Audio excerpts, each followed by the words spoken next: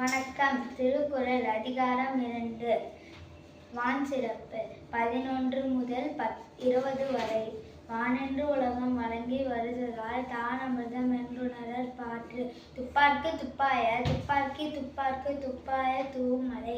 விண்ணென்று பொய்ப்பின் விழுநீர் வீணுலகத்து. உள்நின்றும் உடற்றும் பசி.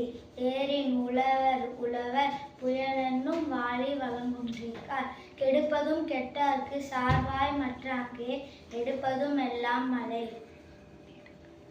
விசும்பின் துளிவீழின் அல்லால் மற்றாங்கே. பசும்புல் தலை காண்பது அரிது.